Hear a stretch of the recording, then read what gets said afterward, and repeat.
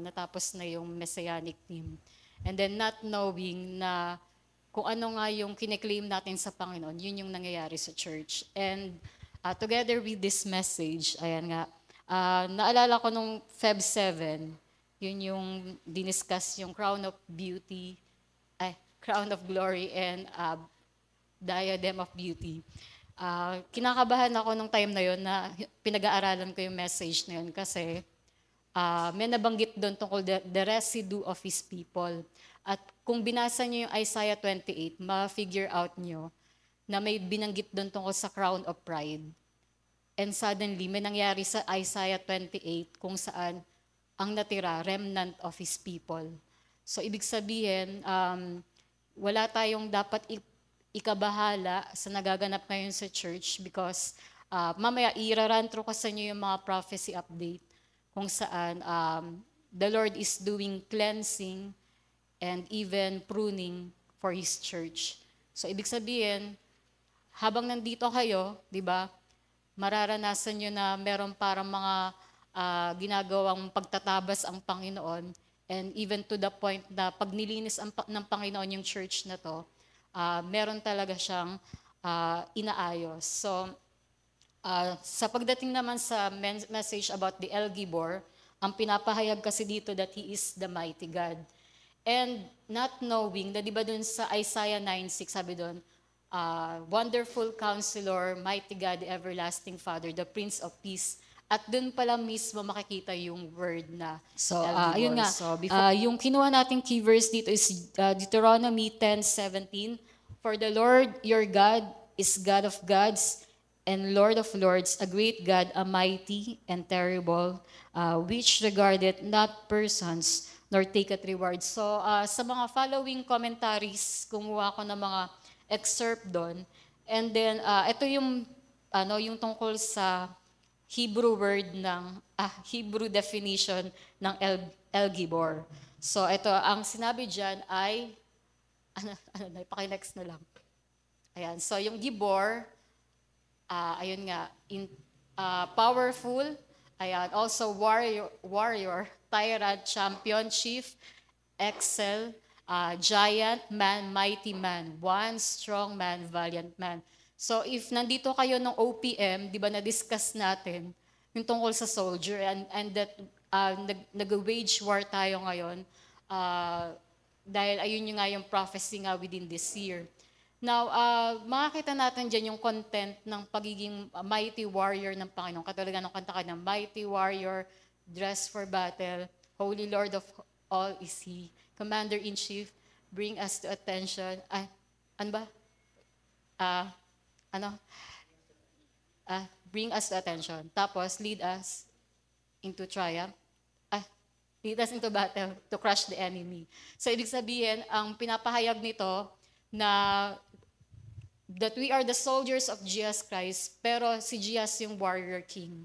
And the cross before us, di ba, na maglilid sa katagumpayan. So, ibig sabihin, hindi ko masyadong, actually, hindi ko pa alam yung meaning ng El Gibor nung time na nilagay ko yun dun sa March na Messianic team. So, ngayon ko lang nadidiscover lahat na, nga, align siya sa nangyayari, even worldwide, na yung mga war na nangyayari sa bawat bansa.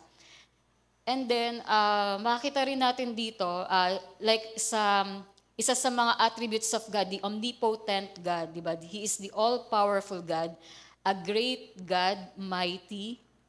Ano nakalagay dyan? Ayan, so the mighty God, this is the very title that is given to our blessed Lord and Savior. Yun nga in Isaiah 9:6. And then, pag diniscover pa natin to, kasi di ba, anong ibig sabihin ng Elohim? God. Pero, ano siya? Plural. Pag nilagyan mo ng El, ano yung El? God, pero singular. So, ibig sabihin, El Gibor, singular God, kasi pertaining siya sa Emmanuel. That God became a man. So, ayun yun. Pero makita natin, di ba, pag nagsasalita ang Diyos, sinasabi niya, let us, di ba? So, nandun yung pagiging plurality of God, of the triune God. Pero dito sa El Gibor, specifically pertaining to Jesus Christ. Dahil, ayun nga, He is the mighty God, the warrior God, at nagkatawang tao siya, di ba? So, at the same time, the mighty God, the same title which is given to the one supreme God of Israel, ano yan? Waterland. Lilinawan ko nga lang to. Masyadong madilim. Ayan, so, ayan. So, sabi ni Dr. Waterland, this is the doctrine which the evangelists, apostles, and ministers of Christ constantly taught of Him. And He was God from all eternity. So, regarding the warrior God, sa Revelation 17:14, may binanggit doon that this shall make war with the Lamb, and the Lamb shall overcome them, for He is Lord of lords and King of kings, and they are with Him are called and chosen and faithful. Also, in Revelation 19:16, sabi doon, and He hath on His vesture and on His thigh a name written, King of kings and Lord of lords. Sabay-sabay natin basahin tong Revelation 19:10-16. 1, 2, 3. And I fell at his feet to worship him, and he said unto me, See thou do it not, I am thy fellow servant, and of thy brethren that have the testimony of Jesus. Worship God, for the testimony of Jesus is the spirit of prophecy. And I saw heaven opened, and behold, a white horse, and he that sat upon him was called Faithful and True, and in righteousness that judge and make war. His eyes were as a flame of fire, and on his head were many crowns. And he had a name written that no man knew, but he himself. And he was clothed with a vesture deep in blood, and his name is called the Word of God. And the armies which were in heaven followed him upon white horses, clothed in fine linen, white and clean. And out of his mouth goeth a sharp sword, that he should smite the nations, and he shall rule them with a rod of iron, and he treadeth the winepress of the fierceness and the wrath of Almighty God. And he hath on his vesture and on his thigh a name written, King of kings and Lord of lords. So, pinapahayag dito, di ba, na ayun ngayong darating yung time, di ba, pag nakaride na si Jesus sa white horse, at ang mga yung armies na nasa likod niya, dapat tayo yon. Di ba, kasi ibig sabihin sa pakikipag-warfare ng Panginoon sa mundo na to, na ayun nga, tatapusin niya yung lahat ng enemies of God. And for that reason, sinasabi nga na kung si Jesus in the first coming, dumating siya as a lamb, as a baby, pero babalik siya as a warrior king, di ba? The mighty conqueror. Kaya, ayun yung sinasabi dito na all eyes shall see. And binabanggit dito rin sa scripture na to, na ayun nga, that He is the Word of God, at yung blood ni Jesus ay ine-emphasize din dito, the faithful and true. At sinabi dyan na He would judge and make war. So punta tayo sa meaning ng mighty, valiant man, champion. So sabi dito, God is equivalent to Emmanuel. Isaiah 7:14. So ayun nga yung sabi ni Miles Monroe, I saw God in a human body. So yun nga yung Emmanuel. And then, pinapahayag dito that the mighty God, the title can agree to no man but Christ, who was God as well as man, to whom the title of God or Jehovah is given both in the Old and New Testament. And it is a true observation that this Hebrew word El is never used in the singular number of any creature, but only of the Almighty God. Ano nga ba yung El Shaddai? Anong meaning ng El Shaddai? Almighty God din. So, yung ginamit din doon yung word na El.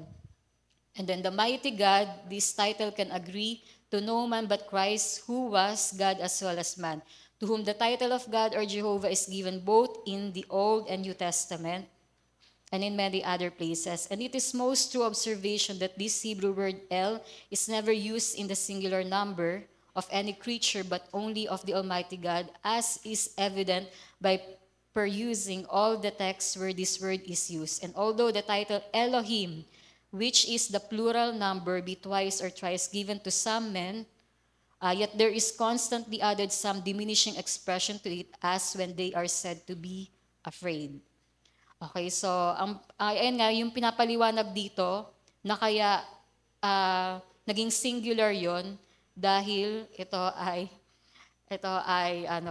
pertaining kay Jesus. Sa kanya lang pwedeng i-address yung a singular God. The mighty God, the same expression is used in Isaiah 10:21 concerning the God of Israel. Christ is likewise styled the Almighty. Okay lang bang pakibuksan niyo? Salamat. O kaya ako na lang. Pero ano to? So, ito kasi, iniisip ko talaga kung paano ko i-deliver to. Pero ang dapat nga mas ma-emphasize sa message na to, kung sino ang Panginoon, di ba? In His name, El Gibor.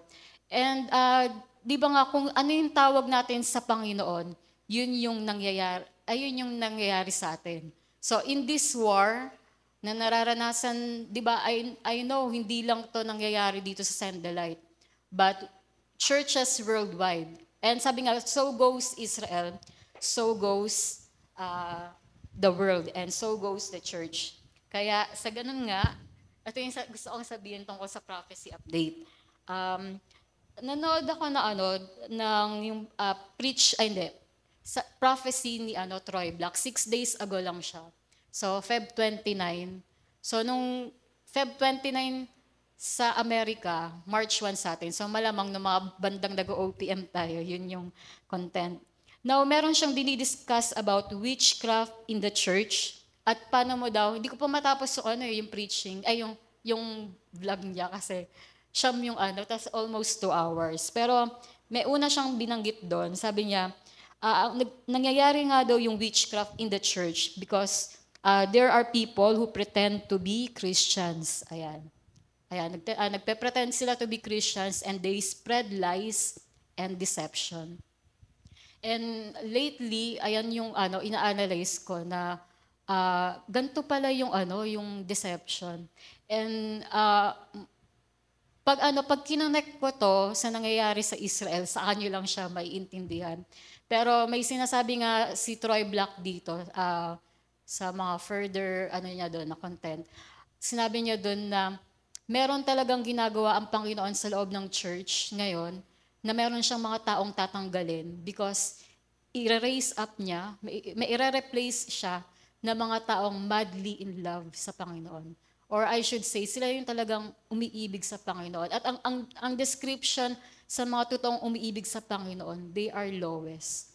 So, pero suddenly, bigla silang i-arise ng Panginoon dahil nga, i-remove ng Panginoon yung mga pretenders. Di ba in connection sa napanood natin ng Friday, yung It's Supernatural, the imposters shall be exposed. Kaya sa oras na to, we have to make sure that we are right with God. Dapat talagang masabi natin na totoo yung paglilingkod na ginagawa natin. Because, ayun nga, di ba yung sinabi doon na, where is your grace? Pero ayaw na nga ng Panginoon na nami-misrepresent yung grace niya.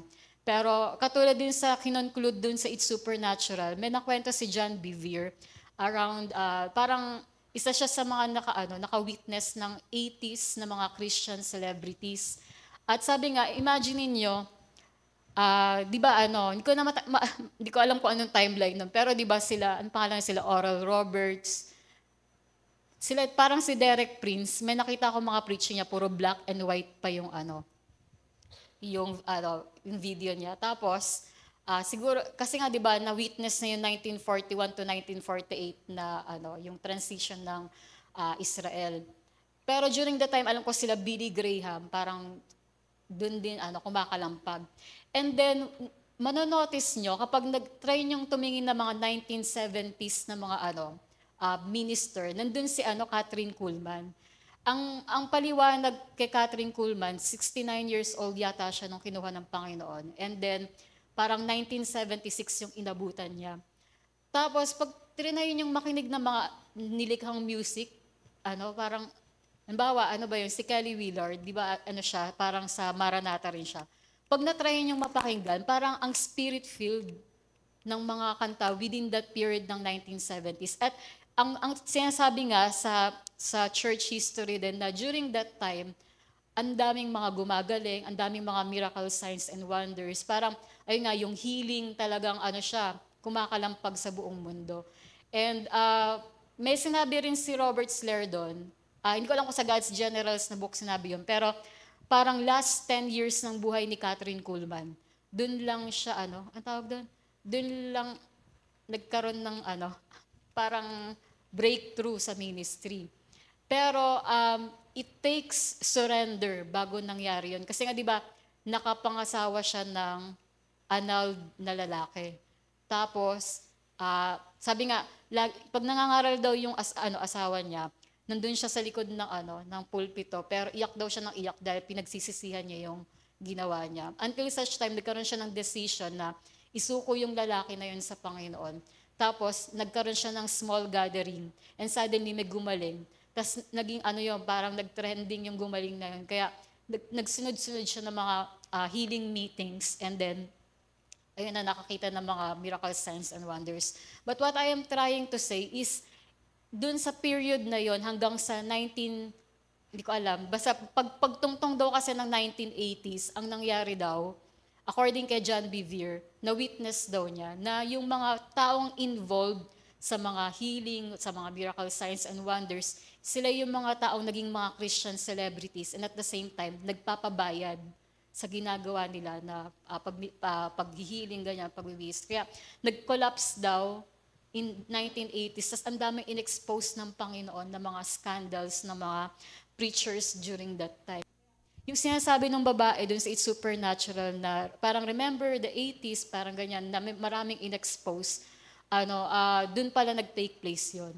Kaya nagiging warning yan sa generation na to na maging maingat, di ba, when it comes to serving the Lord, dahil talagang ito na yung time na sinasala ng Panginoon yung church. And then also sabi din ni Derek Prince, di ba nabanggit ko kasi dyan, yung tungkol sa the witchcraft in the church, at sila yung mga taong they pretend to be Christians but they are spreading lies and deception. Sa ministry naman ni Derek Prince, sabi niya sa preaching niya, the most difficult people to deal with are those with two spirits. Sabi nga niya, may mga taong pwede mag-disagree sa kanya, pero dahil na ba pag Christian, meron siyang Holy Spirit. Pero di ba may mga Christian din na double life. At ayun yung meron silang another spirit. At ayun yung sa ministry niya ng mga deliverance, na figure out niya na ang most difficult people na i-deal, di ba, is yun nga, yung may mga dalawang spirito. Kaya ang sinasabi din niya is that kinakailangan nga talaga na alam niyo yung tinatawag na personal deliverance is necessary siya every day. Bawat isa sa atin should always do everyday repentance, everyday renounce, and everyday rebuke, di ba? Kasi marami talaga tayong contamination na nararanasan sa mundo na to na hindi mo sinasadya, di ba? Minsan, halimbawa,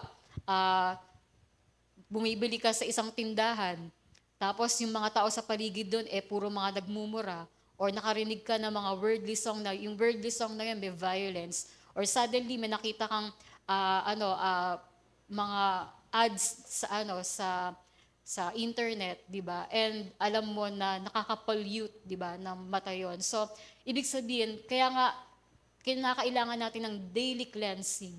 And it is very needed, especially sa time natin na kailangan talaga na yung tayuan natin yung panawagan ng Panginoon in holiness and righteousness. And dun sa mga kasi ang title nung preaching ni Derek Prince is dapat maging beware tayo sa mga deception.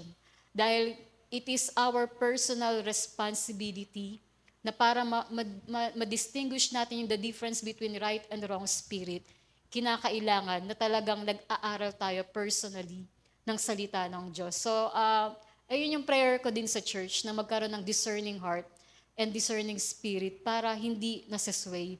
And then, may sinabi rin si Perry Stone about following God's code of honor. Dahil nga, ayun nga, mag-a-arise nga, di ba, even in these last days na maraming mga tinatawag na fake Christians, false Christians, di ba? Even si Jenny Weaver, lately lang, parang etong week yata na to, nag-discuss siya tungkol sa faith friends, F-A-I-T-H friends, at yung fake friends, di ba? So dapat malaman natin kung sino yung mga right people and wrong people sa buhay natin because it matters, di ba? Pagharap natin sa hukuman ng Panginoon, di ba? Hindi naman tayo tropa-tropa na harap sa Panginoon, di ba? Kundi tayo ay mag-isa, di ba? And yung tinatawag natin na babalikan ulit natin yung individual ang salvation. Kaya hindi pwedeng, ito yung trip nila, sakay lang din ako doon. Ito yung pinaniniwalaan nila, sasakay ka lang din doon. Hindi ganon. Kundi, dapat assure mo, di ba, na meron ka talagang right standing when it comes to the Word of God. And as you get along with the Perry Stone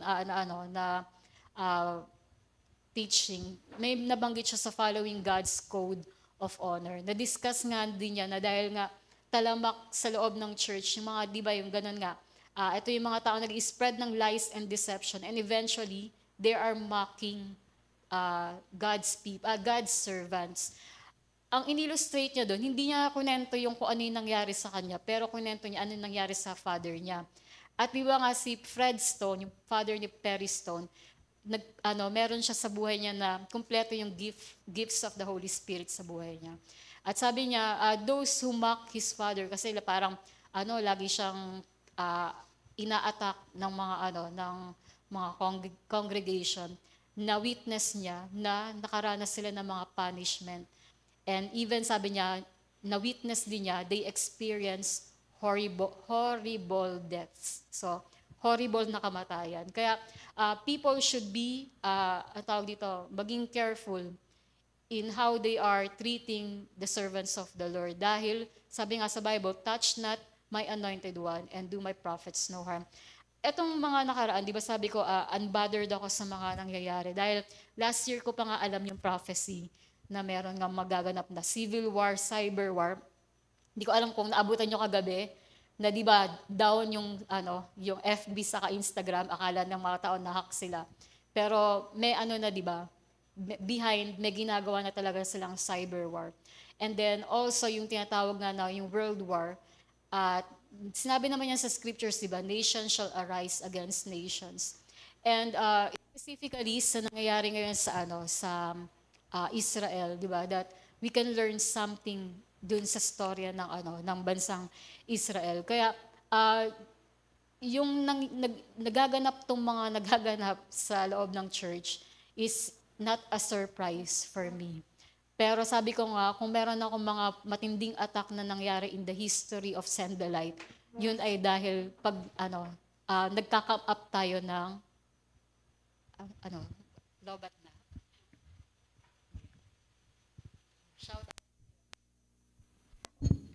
Shout out sa kanya. Ayan, so, ano nga ba yun? Ano yung sinasabi ko? Ano sinasabi ko? Wala na. Wait lang. Paki-replay. Pero nowadays, that etong lahat ng nangyayari na to shall not surprise us because dapat pinaghandaan natin to. Na kung alam natin na magkakaroon ng warfare, even inside the church, dapat pinaghahandaan natin through prayer. And just as nag-take place, hindi ko kasi alam kung kailan nangyari yung prayer, nabalik yung prayer marathon. Pero along that time, di ba noong October, yun din yung time na hindi ko makalimutan yung October 7 kasi katabi ko si Yesha. Tapos nag-alarm yung cellphone ko ng 12:26. Kasi di ba, Psalm 122:6. Kaya yung cellphone ko, nung 12:26 ng afternoon, nag-alarm siya. Tapos sabi ko kay Yesha, sundan mo ako sa pagpe-praise Israel. We pray for the peace of Israel, gano'n. Tapos pagkasabi ko, sabi niya, Israel. Sabi niya, ano yun? Sabi ko, Israel, ginagaya. Parang may nangyari ngang something hell sa Israel. So, parang gano'n, yung within that period, 1 hour na pa lang, ina-attack ng terrorism noong October 7 ang bansang Israel. And so, during that time, hindi ko alam, parang feeling ko, bansa ko yung Israel na kailangan ko siyang ipag-pray. And I experienced parang almost 2 weeks, puyat ako, ini-intercede ko lang Israel. Kasi alam ko nga, may worldwide impact to, and especially sa church, may mangyayari din, di ba? So, ibig sabihin, kung nag-prepare yung mga tao na aware sila na pag pinag-pray mo Israel, magiging shalom din sa part natin. Ayun yung point dito. So, and then, yung sinasabi ko nga na yung pinakamatinding mga attack na naranasan ko is during that time na kapag merong ibinabalik, halimbawa, binalik yung prayer marathon, di ba? Doon yung nagkaroon ng gantong mga attacks. So, alam natin na galit yung diablo, di ba? Kapag nakikita niya na yung na-fulfill yung gusto ng Panginoon sa church to become a house of prayer. Now, we will go to the Israel update, says, ayan. Nag-announce ang Israel Defense Forces that there will be 8 weeks intensive battle before Feast of Passover. So, may question ba? Kasi tuwing nga, di ba, magkakaroon ng feast ang bansang Israel, meron talagang gantong mga kaganapan.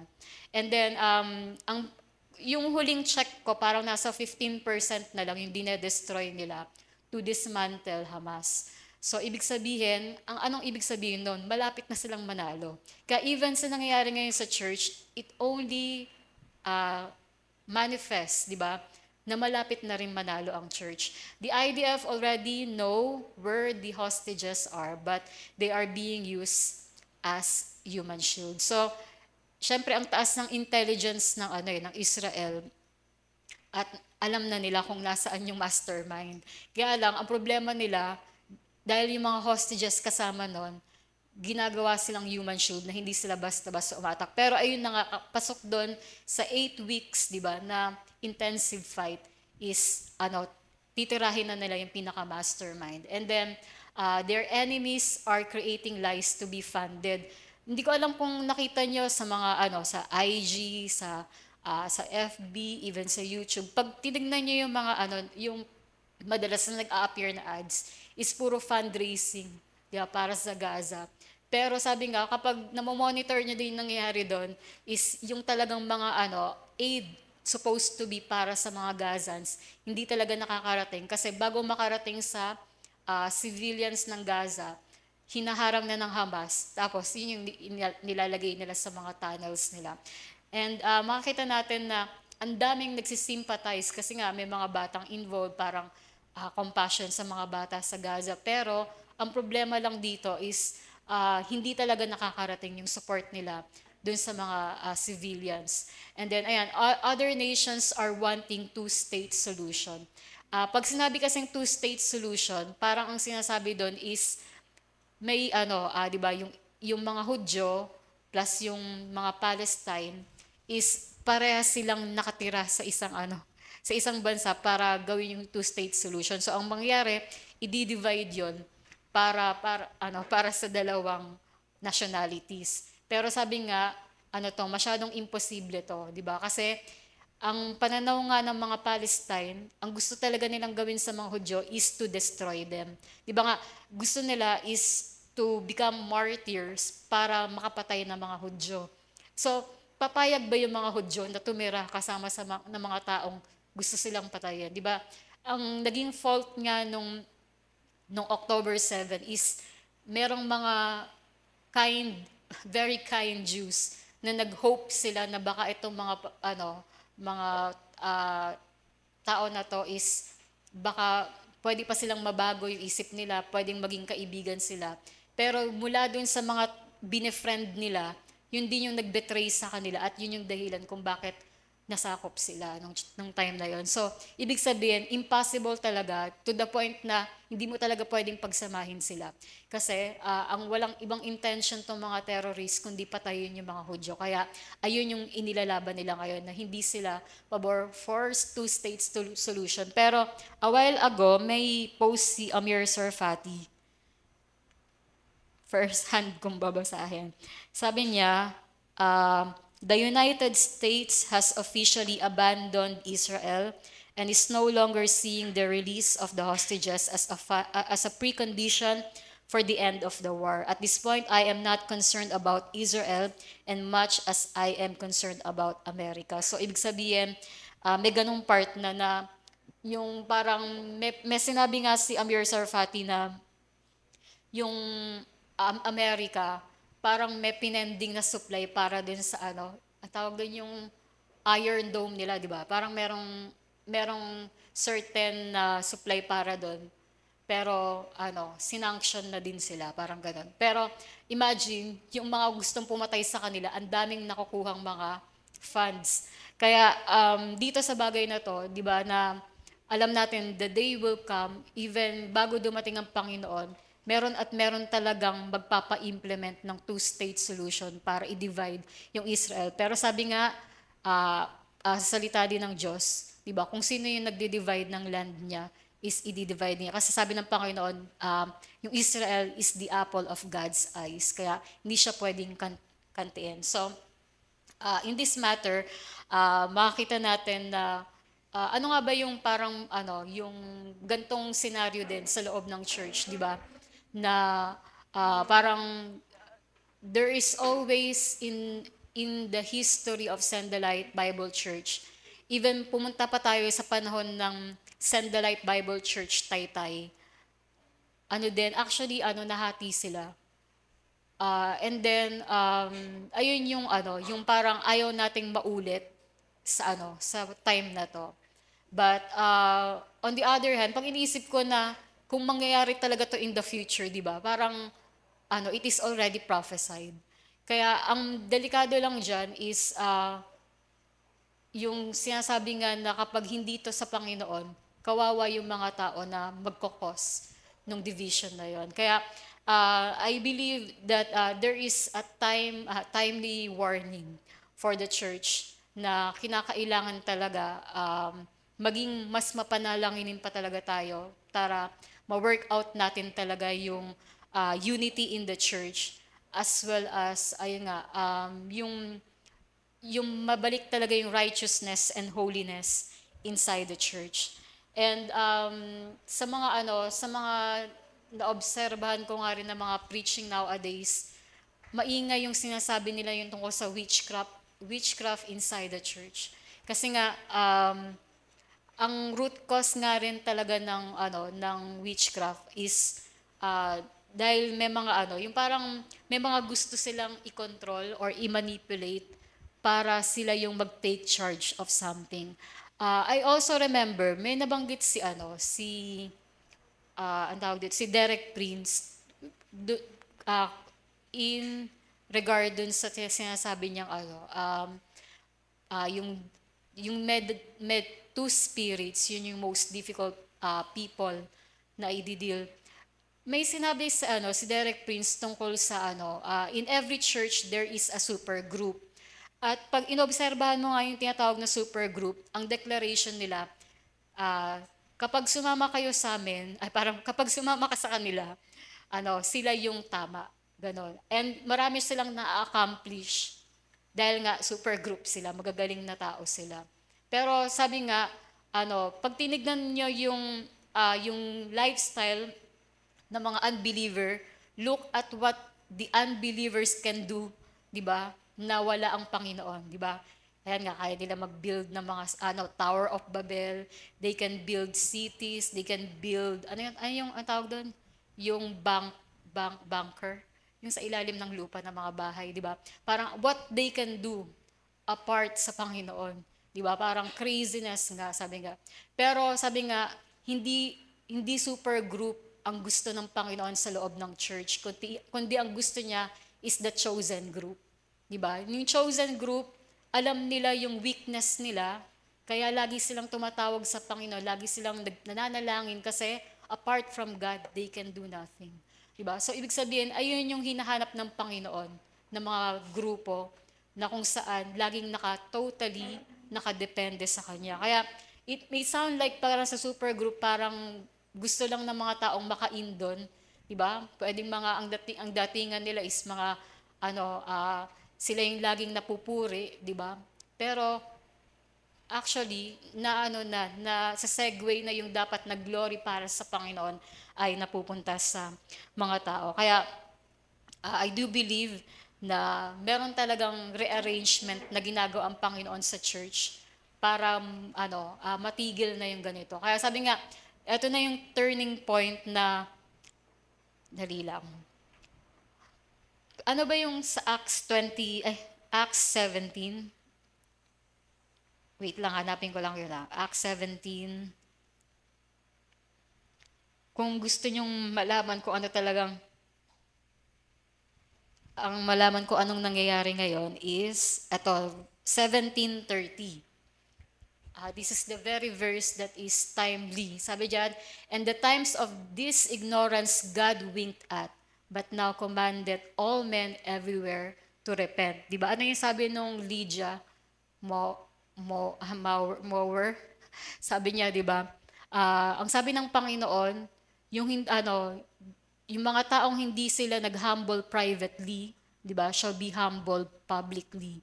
Kaya maraming panahon ang pinalagpas ng Panginoon na mga pagkakasala ng mga tao. Pero ito na yung moment na hindi na niya palalagpasin.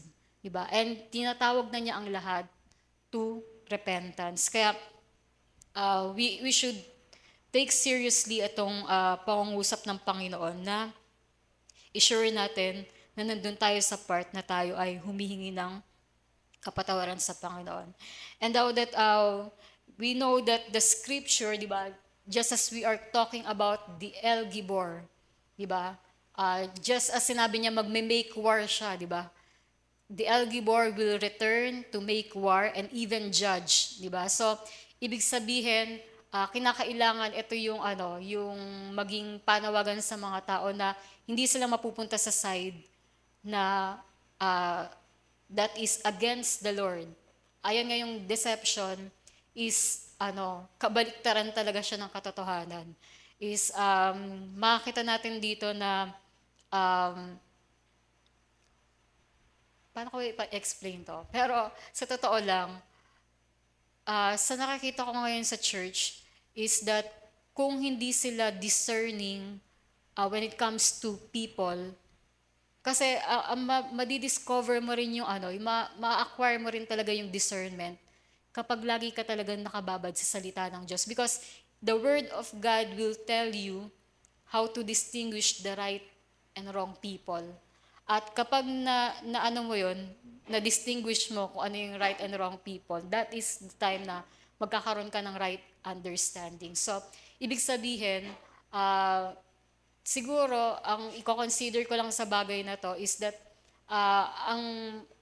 ang prone to deception ay yung mga taong parang hindi sila ganun ka-acquainted when it comes to the Word of God. Kaya, again, it is our personal responsibility na magkaroon talaga ng masusing pag-aaral sa salita ng Diyos so that hindi mo kinakailangan matangay kung ano yung totoo sa hindi.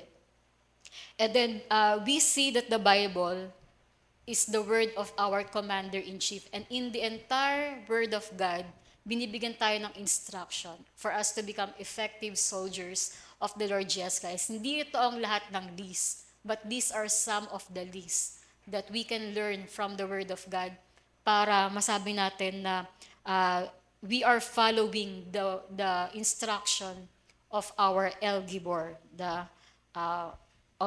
mighty God, the warrior king. And then, as a soldier is diligent seeker of the word.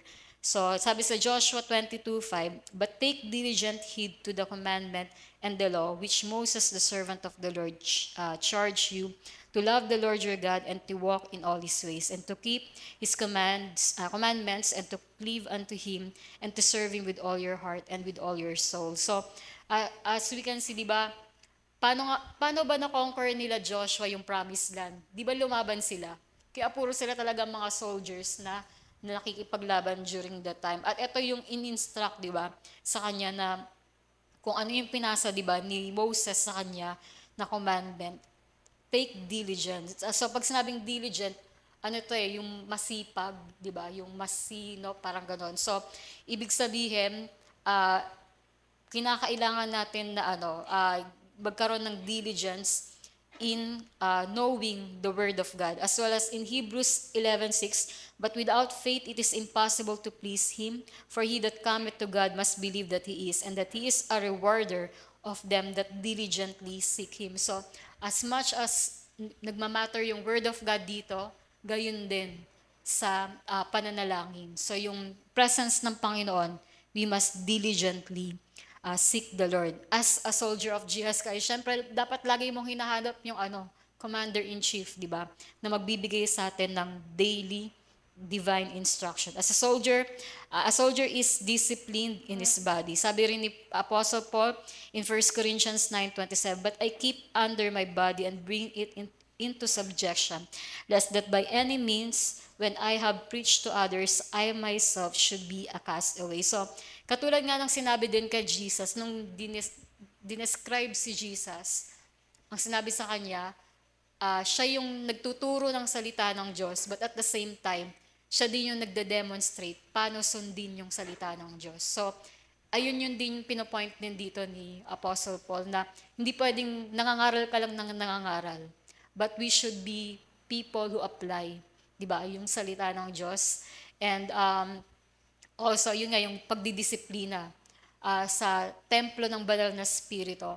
Hindi ko alam kung sino preacher nagsabi no na kapag tayo nga daw, ang discipline na ginagawa natin sa katawan natin is tinuturing natin to na sanctuary. Paano nyo tinuturing yung katawan nyo? Templo ba ng Panginoon? Diba? Ibig sabihin, may mga hindi ka talaga pwedeng kainin kung alam mong holy yan. May mga bagay na hindi ka pwedeng gawin sa katawan mo. Ewan ko, parang rampant na ngayon, di ba, yung maraming Christians na nagtatattoo. I understand kung halimbawang galing sila sa pagiging unbeliever at na-convert sila, pero, like si Pastor Robert Lancy.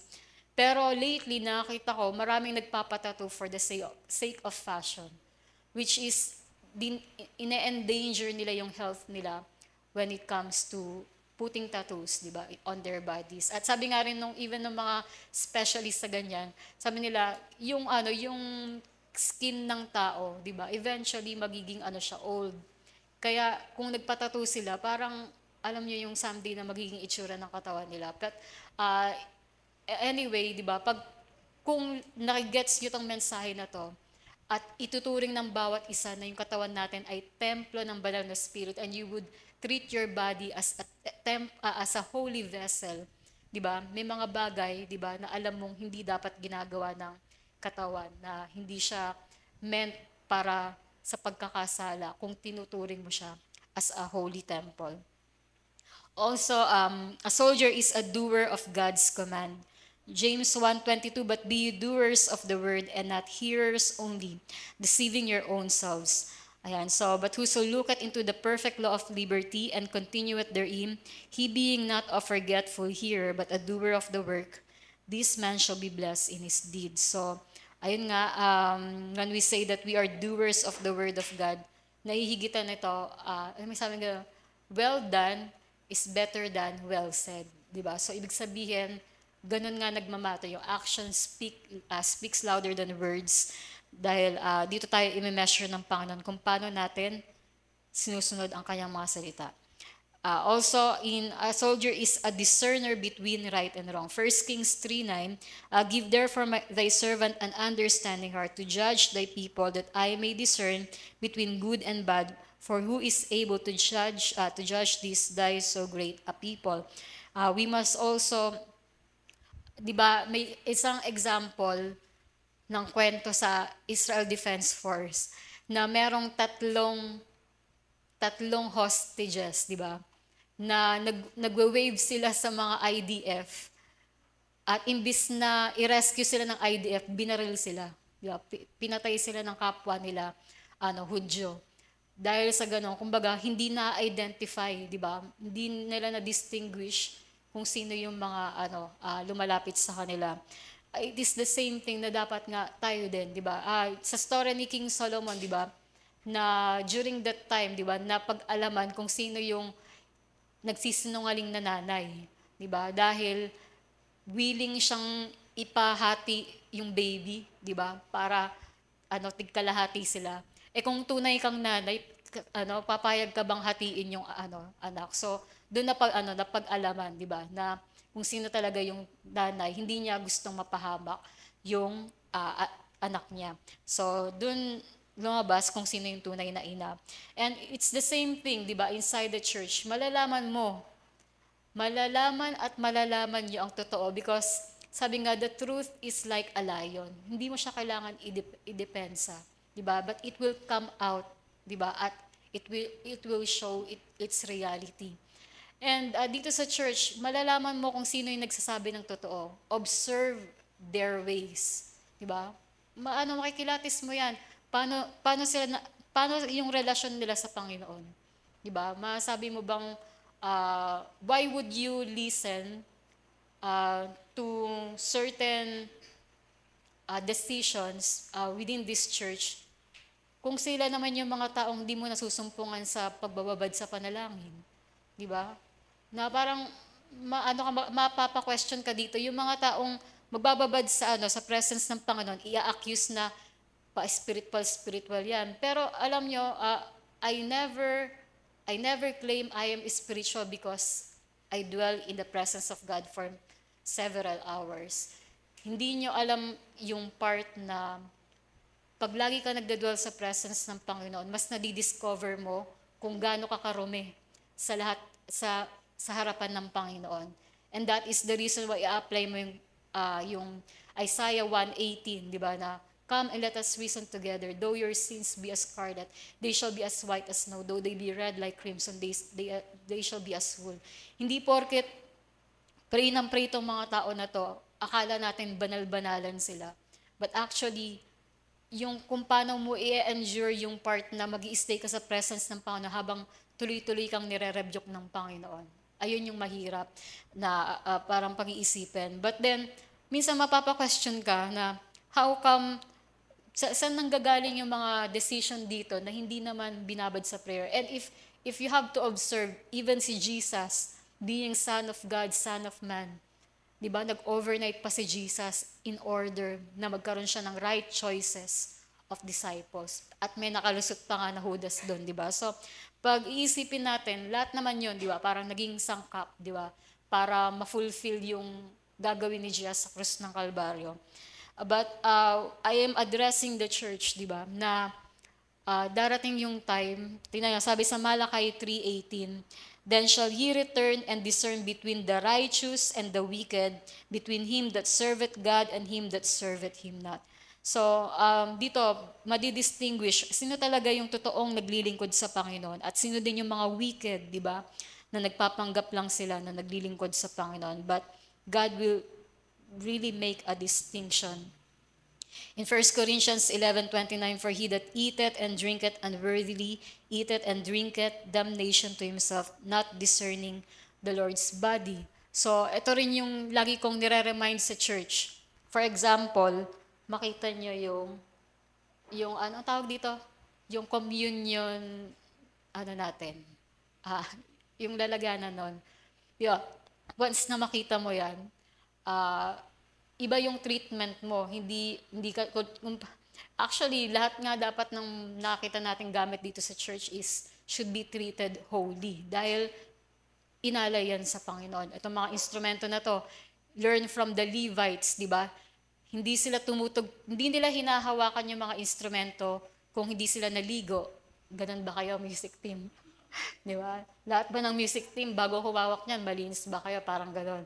Pero even nga sabi nga yung sa templo ng Panginoon, di ba, sa pag-build ng tabernacle, sobrang tagal ng preparation nila bago ma-build yun. Pero tayo di ako pupunta na lang dito, pero nag-dwell ba tayo sa presence ng Panginoon to sanctify para bago mag-i-present, di ba? Ayan, not discerning the Lord's body, di ba? Di ba yung sabi nga namin sa time sa mission house, parang may mga kabataan doon na ang ginawa nila sa communion cup, tinos. Tapos akala at nilait pa nila yung church na ang tipid daw ng merienda. Di ba? Parang mga ganun na hindi nila alam, di ba, na Holy Communion yun. Di ba? At dapat nga kada pag-partake niyan, di ba, pag iniinom yon, pag tinatanggap yung piece of bread, talagang nasa prayerful mode tayo. Ganun siya.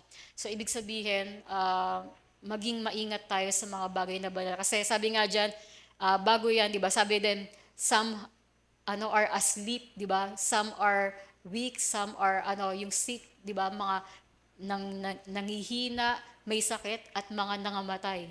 Because they are not discerning the Lord's body. Kaya, maging maingat tayo sa mga bagay na banal. And ayun nga yung sinasabi ko, be careful in attacking the church.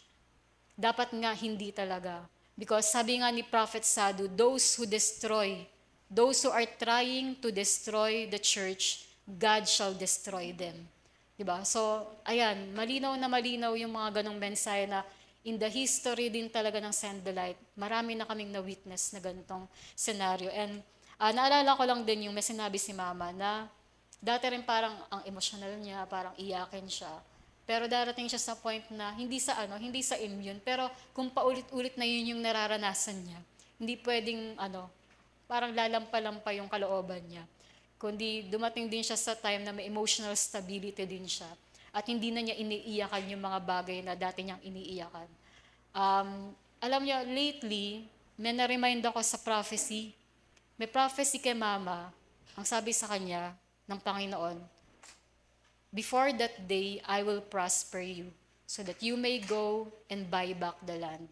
Tapos, minumuni-muni ko yung ibig sabihin. Sabi ko, Lord, ayun ba yung dahilan na nung umalis siya, saka kami nakaranas ng prosperity? At ito ba yung scenario na meron ka na talagang iba-buy back the land? So, parang may ganung part na nung na-remind din ako dun sa sinabi ng Panginoon, yung word by word yun na sinabi sa kanya ng Panginoon, na parang nung kinuha ng Panginoon si Mama, doon kami nakaranas ng mga pagpapalang hindi naman namin naranasan nung kasama namin siya. But I know it is for the purpose na talagang time na din talaga na kami yung third generation na gamitin talaga ng Panginoon para sa gusto niyang restoration din ng church. And then, yun nga yung binanggit namin before, di ba, yung Taytay is the birth of vision. Sa Cubao, Quezon City, dun yung death of vision. Nawala yung church doon. Tapos, eto na, yung nalagay dito sa Muntinlupa, it is the resurrection of the vision. Kaya, we must be careful in how we treat etong talagang Send the Light Bible Church. Also, sabi dito sa Hebrews 4:12, for the word of God is quick and powerful and sharper than any two-edged sword, piercing even to the dividing asunder of soul and spirit and of the joints and marrow, and is a discerner of the thoughts and intents of the heart. So, ayan, dun tayo laging magbe-base. Ito yung standard natin. Yung salita ng Diyos ang magbibigay sa atin ng kalinawan kung nasa tama o nasa mali yung mga nawi-witness natin. In Hebrews 5:14, but strong meat belongeth to them that are full age, even those who by reason of use have their senses exercised to discern both good and evil. So, ayan, laging ini-stress out dito. Kailangan talaga natin ng matinding pag-aaral sa salita ng Diyos para tayo mismo yung distinguish, ma-identify natin, tama ba to o mali? Ayun. Totoo ba to o hindi? Di ba? Fake news ba to o katotohanan to? Yan. A soldier is devoted in the fear of the Lord. Psalm 119:38, establish thy word unto thy servant who is devoted to thy fear. Kaya nga, even yung word na devotion, di ba, is a manifestation din na parang saan ba nagmumula din yon, di ba? Mula sa fear of the Lord, to keep His commandments. Kaya, may sinabi ang Panginoon sa Jeremiah 32.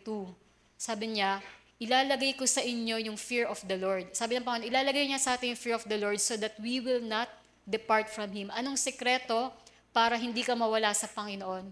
Kailangan meron kang fear of the Lord. Because some people, di ba, would, ang tawag dito, madali lang para sa kanilang i-take for granted yung mga bagay tungkol sa Panginoon kapag wala silang banal na takot sa Diyos. A soldier is dedicated in the temple of God.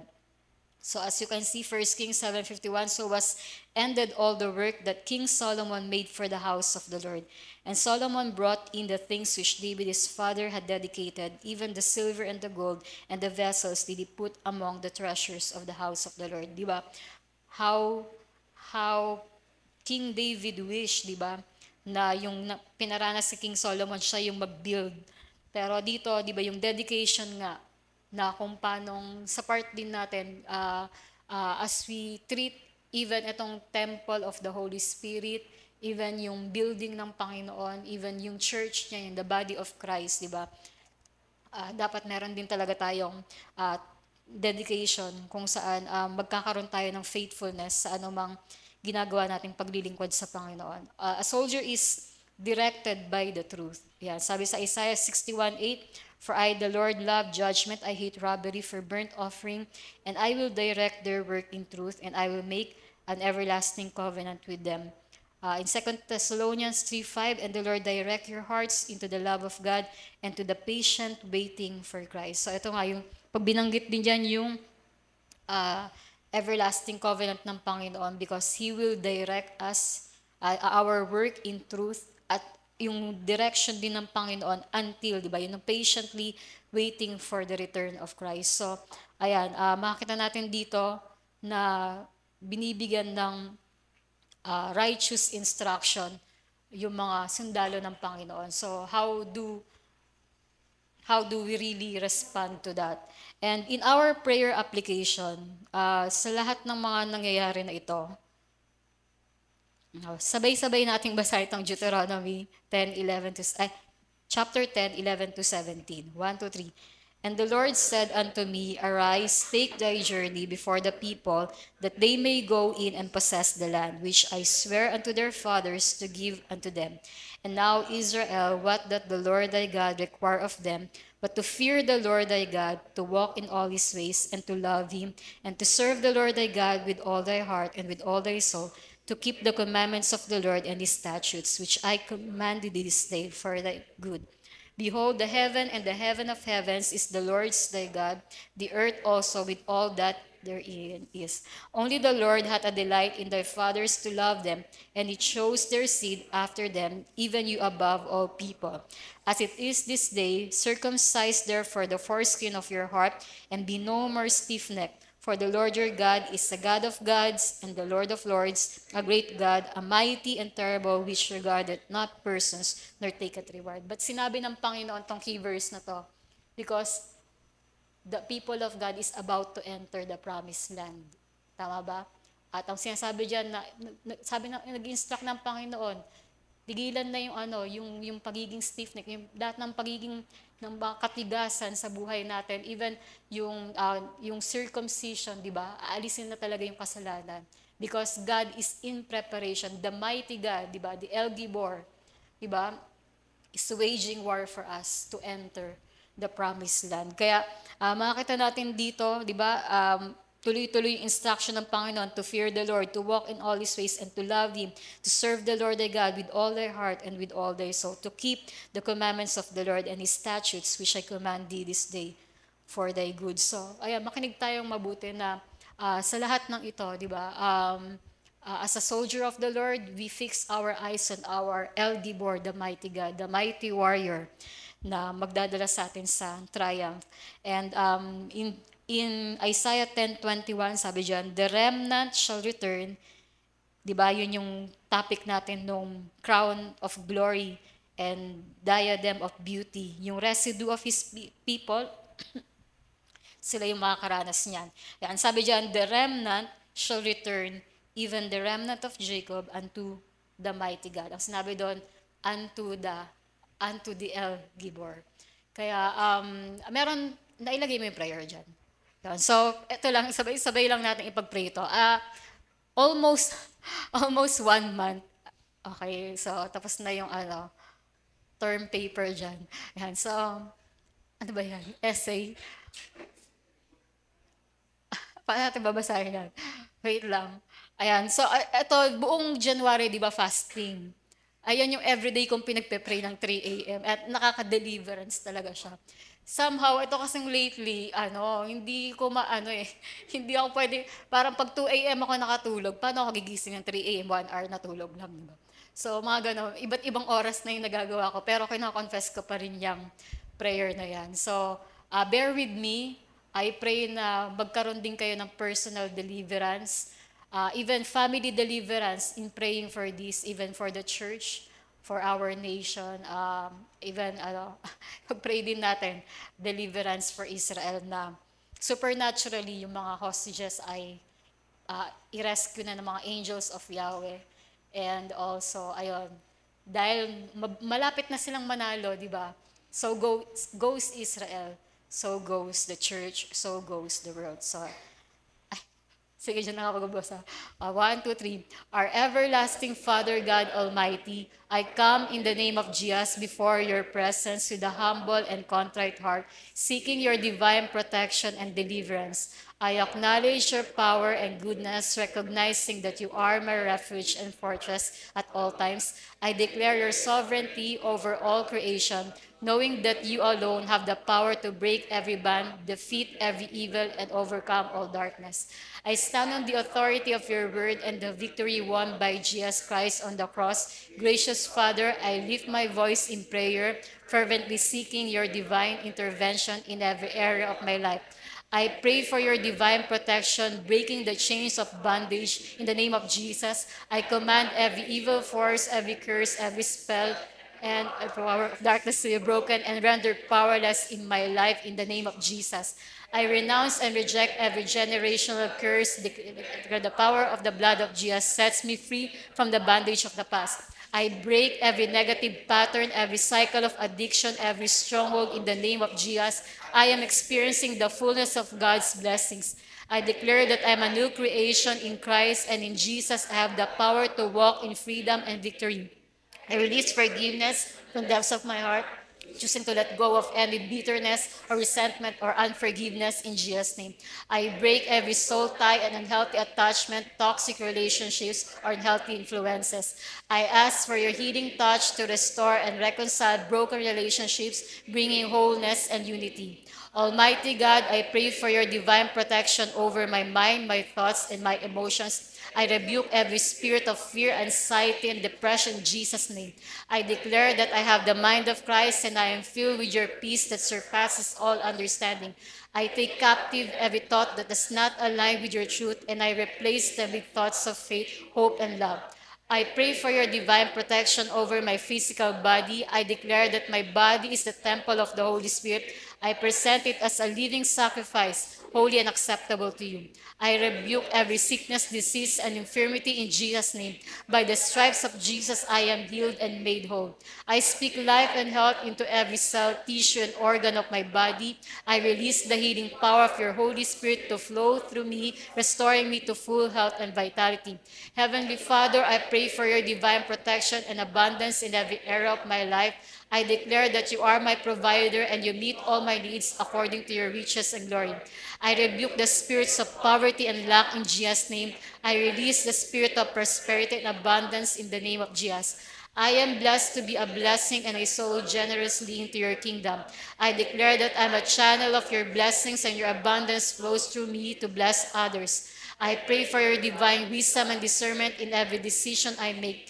Guide me by your Spirit that I may walk in the paths of righteousness. Protect me from deception and lead me into thine truth.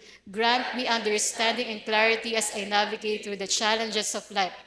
Open my spiritual eyes to see the hidden traps and snares of the enemy, and give me the wisdom to avoid them in the name of Jesus. Lord, I pray for divine protection over my relationships and interactions with others. Shield me from toxic relationships, manipulative individuals in Jesus' name. Surround me with godly friendships, mentors, and advisors who will encourage me in my journey of faith. Grant me discernment to navigate through different personalities and relationships, always extending love, grace, and forgiveness. Holy Father, I pray for your divine protection over my spiritual walk and growth. I forbid spiritual attacks and the schemes of the enemy in Jesus' name. Strengthen my faith, deepen my understanding of your word, and fill me afresh with your Holy Spirit. I forbid false doctrines and teachings that seek to distort your truth in Jesus' name. Empower me to live a life that is pleasing to you, honoring your name in all I do. I pray for your divine protection over my dreams, aspirations, and destiny. Lord, I surrender my plans and desires to your perfect will. Guide my steps. Direct my plans and open doors of opportunities aligned with your purpose for my life. I forbid distractions, discouragement, and doubt in Jesus' name. Help me to walk in faith and trust even when the roads ahead seems uncertain. Our gracious God, I pray for your divine protection over my finances and resources. I declare that you are the source of all provision, and I trust in your abundant provision for my every need in the name of Jesus. I rebuke the spirits of lack and financial bondage, and I release the spirit of prosperity and abundance. I ask for wisdom and discernment in managing my finances, that I may be a good steward of the resources you have given to me. Lord, I pray for your divine protection over my purpose and calling. I forbid hindrances, distractions, discouragement, and the attacks of the enemy in Jesus' name. Grant me boldness, courage, and perseverance to pursue the dreams and visions you have placed in my heart. I forbid comparison, self-doubt, and the fear of failure in Jesus' name. Empower me to walk in the fullness of my calling, making a significant impact for your kingdom. Our Father, I pray for your divine protection over my spiritual armor. Clothe me with the belt of truth, the breastplate of righteousness, the shoes of the gospel of shalom, the shield of faith, the helmet of salvation, and the sword of the Spirit. Help me to stand firm against the attacks of the enemy, resisting every temptation and walking in obedience. Protect me from spiritual warfare and surround me with your host of angels of Yahweh to guard and defend me in the name of Jesus. I pray for your divine protection over my words and actions. Help me to speak life, encourage, and edification to others. I forbid gossip, slander, and harmful words in Jesus' name. May my words be filled with grace and seasoned with salt, bringing healing and hope to those around me. Protect me from the snares of the enemy, that I may walk in integrity and reflect your love and truth in all I do. Lord, I pray for your divine protection over my journey and travels. Guide me safely in all my comings and goings. I forbid accidents, negative incidents, and unforeseen dangers in Jesus' name. Surround me with your presence and keep me in the palm of your hands. Order my steps and grant me discernment to make wise choices and decisions. I pray for your divine protection over my mind, thoughts, and imaginations. I forbid lies and deceptions of the enemy in Jesus' name. Fill my mind with your truth, renewing and transforming me from the inside out.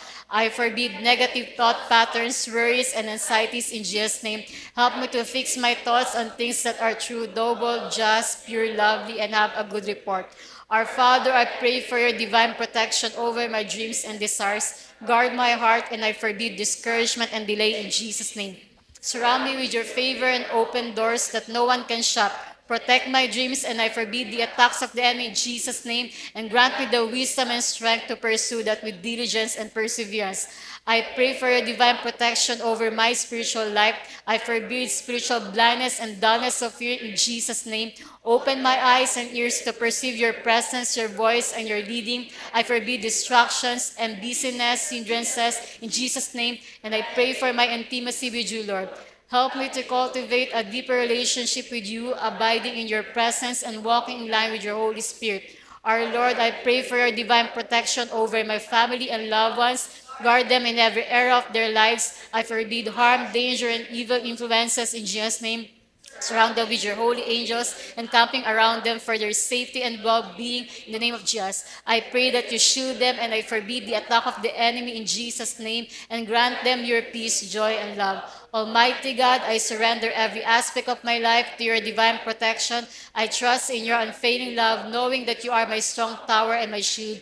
I declare that no weapon formed against me shall prosper. I take hold of your promises, standing firm to the authority and victory I have in Jesus Christ. In the mighty and powerful name of Jesus the Messiah, I pray. Amen. Sige,